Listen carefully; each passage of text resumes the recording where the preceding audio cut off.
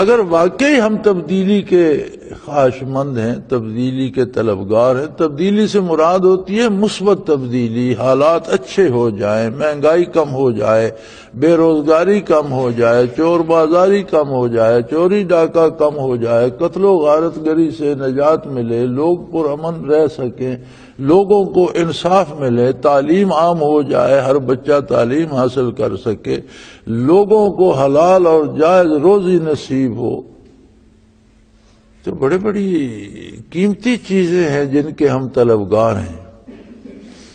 اس سب کے لیے ہمیں اپنے اندر تبدیلی پیدا کرنی ہوگی، ہم اپنا عقیدہ درست کریں، ہم اپنا کردار درست کریں، ہم اپنی گفتار درست کریں، ہم اپنے اعمال درست کریں۔ جب ہم درست ہوں گے تو جو نتیجہ ہمارے ساتھ آئے گا وہ بھی درست آئے گا۔ یعنی تبدیلی کی بنیاد یہ نہیں ہے، اب ہمارے سیاستدانوں کی کوشش ہوتی ہے کہ اپنی سیاسی جماعتوں میں بڑے بڑے بااثر لوگوں کو، ذمہ داروں کو جن کے پاس مظاہرین کے ووٹ ہیں، کاروباری لوگوں کو جن کے پاس ملازموں کے ووٹ ہیں، وڈیروں، سرداروں، نوابوں کو لے آئیں، وہ یقیناً سیٹیں جیت لیں گے، ان کے پاس ملازم ہیں، مظاہرے ہیں، غریب لوگ ہیں، ان سے ووٹ لے لیں گے اور یوں ہماری سیٹیں بن جائیں گی اور ہمیں حکمرانی کا موقع مل جائے گا۔ تو اس سے کیا تبدیلی آئے گی؟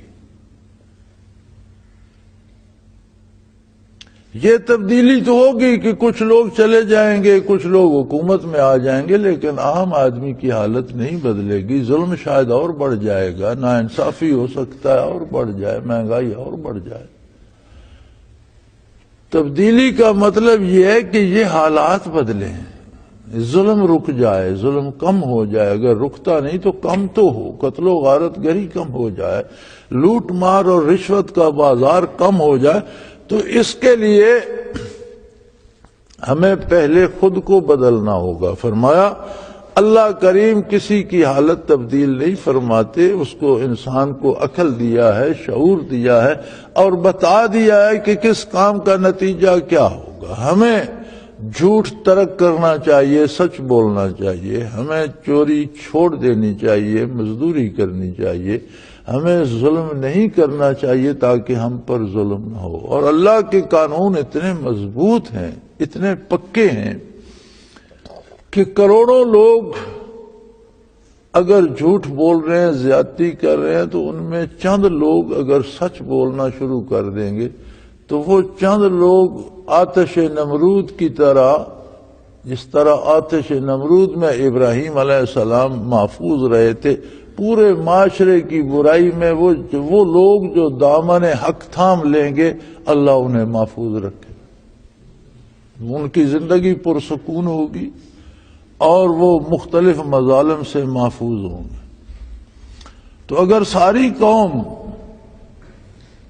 اپنے حالات بدل دے، دکاندار کم تولنا چھوڑ دیں، دکاندار دھوکہ دینا چھوڑ دیں، جو پیسے لیتے ہیں اس کی صحیح چیز دے، مزدور دیانتداری سے مزدوری کرے، مالک کسی مزدور کا حق نہ مارے، اگر ہم میں یہ تبدیلی آئے گی تو حالات بدل جائیں گے، یہی ملک جنت بن جائے گا، انصاف کا دورہ ہوگا، بے روزگاری ختم ہو جائے گی، کسی کو کسی سے کوئی اندیشہ نہیں ہوگا، کوئی ڈر نہیں ہوگا، عدل ہوگا، انصاف ہوگا۔ تو فرمایا اللہ کریم کا قاعدہ یہ ہے کہ جب تک لوگ خود کو نہیں بدلتے وہ ان کے حالات تبدیل نہیں فرماتا، اسے زیب ہی نہیں دیتا کہ ایک آدمی جو بیج رہا ہے تو وہ اس پر گندم اگا دے۔ کیوں اگا دے؟ اس کا اپنا قانون ہے، جو سے جو پیدا ہوں گے، وہ لوگوں کے لیے تو اپنا قانون تبدیل نہیں فرمائے گا۔ گندم بیجیں گے، گندم اٹھائیں گے۔ اپنی زندگی میں تبدیلی لاؤ، حالات میں تبدیلی آ جائے گی۔ اگر تھوڑے لوگ بھی حق کا دامن تھام لے، اللہ ان کے لیے بدامنی میں بھی امن پیدا فرما دیتے ہیں، اس چور بازاری میں بھی انہیں محفوظ رکھتے ہیں۔ اور جو خود برائی کرتے ہیں، ہر بندہ یہ چاہتا ہے کہ میں تو جو چاہتا ہوں کرتا رہوں، چوری بھی کروں، ڈاکہ بھی کروں، جھوٹ بھی بولوں، رشوت بھی کھاؤں، لیکن میرے ساتھ بہت انصاف ہونا چاہیے۔ یہ کیسے ممکن ہے؟ تو فرمایا بِأَنَّ اللَّهَ لَمْ يَكُ مُغَيِّرًا نِعْمَةً أَنْعَمَهَا عَلَىٰ قَوْمٍ حَتَّىٰ يُغَيِّرُوا مَا بِأَنفُسِهِمْ۔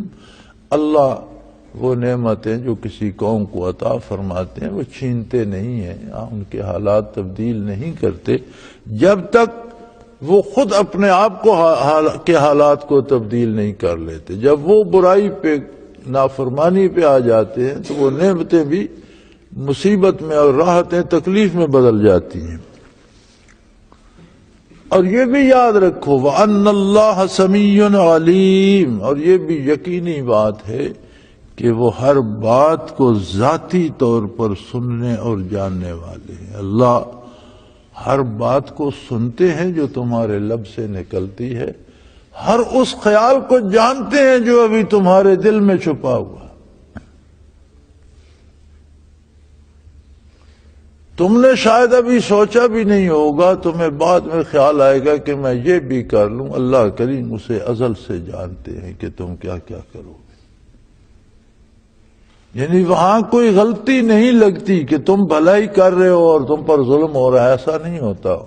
تم اچھائی کر رہے ہو اور تمہیں برائی پیش آ رہی ہے، ایسا نہیں ہوتا، بلکہ وہ جانتے ہیں۔ ان کا فرشتوں کا لکھنا، کرامن کاتبین کا ہونا، زمین گواہی دے گی، درخت گواہیاں دیں گے، پتھر گواہیاں دیں گے، انسان کے کردار پر اس کے ہاتھ اور پاؤں گواہی دیں گے، اس کی کھال گواہ بن جائے گی، یا اللہ اس نے یہ بھی کیا، یہ بھی کیا۔ لیکن یہ ساری گواہیاں خود اس انسان کو یقین دلانے کے لیے ہوں گی کہ دیکھ تو جو کچھ کرتا رہا اس کے کتنے گواہ تیرے ارد گرد موجود تھے۔ اللہ کے علم میں اضافے کے لیے نہیں ہوں گی، وہ تو جانتا ہے، اس کا علم قدیم ہے، وہ ازل سے جانتا ہے کون کیا سوچے گا، کون کیا کرے گا۔ تو جب وہ جانتا ہے تو تم برائی کر کے نیکی کیسے پاؤ گے؟ تم دھوکہ نہیں دے سکتے اللہ کو، تم اس کے نظام کو دھوکہ نہیں دے سکتے، تم اس کی قدرت کاملہ کو دھوکہ نہیں دے سکتے۔ لہذا اگر تبدیلی چاہتے ہو تو خود کو بدلو۔ اگر کوئی شخص ملک میں مثبت تبدیلی چاہتا ہے، خاندان میں مثبت تبدیلی چاہتا ہے، تو دونوں طرح سب سے پہلے اسے اپنے آپ کے اندر مثبت تبدیلی پیدا کرنی ہوگی۔ خود بدلے گا، ماحول بدلے گا تو ہو سکتا ہے رفتہ رفتہ سارا ملک بدل جائے۔ ایک ایک کر کے تبدیل ہوتے جاؤ گے تو مثبت تبدیلی آ جائے گی۔